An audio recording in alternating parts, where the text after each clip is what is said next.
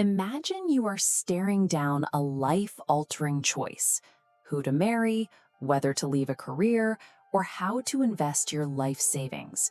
You have to decide whether to calculate the risks with cold, hard logic or trust your gut and follow your emotional intuition. For thousands of years, philosophy has treated the human mind as a battlefield. The ancient Greeks framed it like a wild chariot ride. A reason is the driver, struggling to control the chaotic, animalistic horses of our emotions. We accept this struggle as a basic fact of human nature. But this thousands of years old war is based on a misunderstanding of our own biology. Misreading this internal dynamic is the reason we make poor personal and financial choices.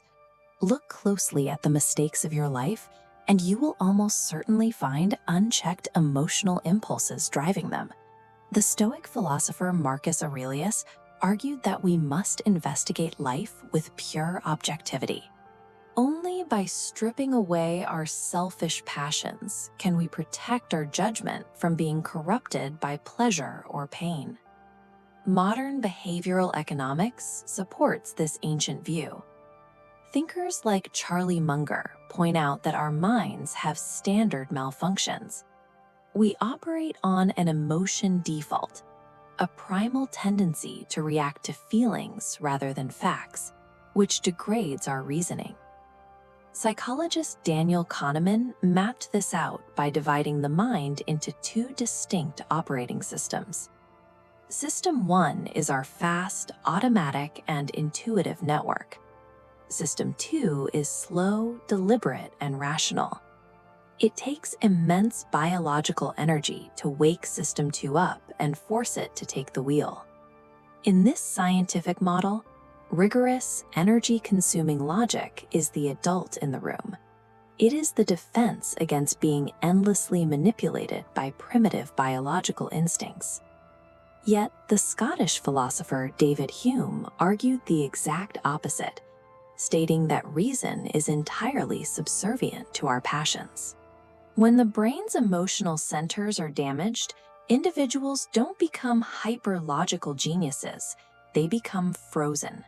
They can logically list all pros and cons of a choice, but without an emotional drive, the process of choosing simply stops.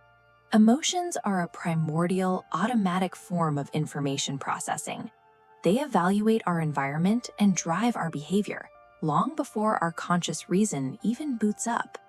Without emotion, we wouldn't become highly efficient, calm rationalists. We would be empty machines, entirely incapable of acting on any logical data we collect. Pure emotion is undeniably dangerous. When the ego default takes over, we react defensively to any threat to our status, making self-sabotaging choices simply to avoid temporary psychological pain. But pure logic has its own fatal flaw. High intelligence offers almost no protection against irrationality. Your logical brain does not seek the objective truth. Instead, it acts like a brilliant PR agent or corporate lawyer. It wakes up to justify whatever the emotional brain has already decided it wants to do. Highly intelligent people often use their intellect to bend facts and torture reality until it perfectly fits their pre-existing emotional desires.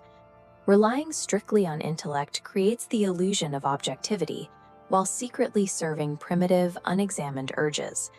When we discard the idea of a master and a slave, logic and emotion emerge as an inseparable, functional partnership. Author Robert Greene offers an updated psychological metaphor for this dynamic. Instead of a driver fighting wild beasts, think of your mind as a unified rider sitting on a horse. The horse represents our emotional nature. Its specific function is to provide the raw energy, passion, and power required to impel physical movement. The rider is your logical self. Through training, the rider holds the reins to shape and direct that raw animal energy into a productive outcome. Neither system can survive alone. The rational rider lacks the power to move, and the emotional horse lacks the direction to survive. The self-improvement industry constantly tells you to crush your emotions and become a machine of pure logic. But permanently suppressing the horse guarantees a sterile, unmotivated existence. For optimal decision-making, you have to sequence them correctly. You must use the rational rider first to calculate risks, build systems, and set a safe destination. But once the destination is locked in, loosen the constraints. Allow the fire of emotional courage and desire to propel the journey. Your logic must act strictly as the map. Your emotion must act strictly as the engine.